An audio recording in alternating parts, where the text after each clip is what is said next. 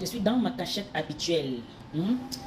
Vous savez ce qu'on dit souvent, ce qui est le plus important en manutention chez les grutiers, c'est avoir leur bon élingueur. Un élingueur, c'est celui-là qui, son rôle, c'est d'accrocher les chaînes ou les sangles sur les charges à lever. Donc, ce qui est important pour un grutier, c'est pouvoir faire confiance à son élingueur.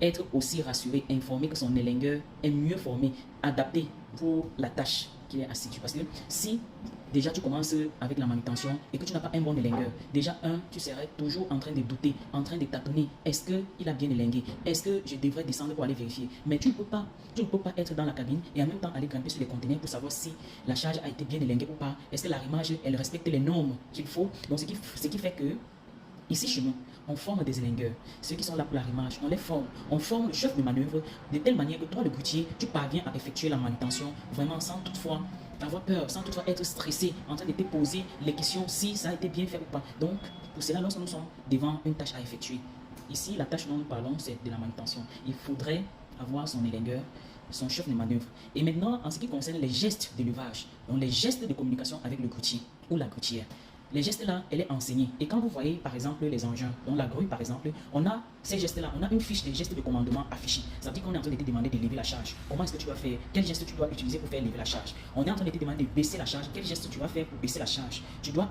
orienter vers la gauche ou vers la droite. Quels sont les gestes à effectuer? Comment est-ce que tu dois effectuer le mouvement de rotation vers ton côté gauche ou vers ton côté droit? Comment est-ce que ça se passe? Maintenant, si tu veux, par exemple, lever la flèche ou baisser la flèche, lever le boom ou baisser le boom, comment est-ce que tu vas faire pour lever ou baisser? On va te faire des gestes comme ça. On va te demander de baisser, on va te demander de lever.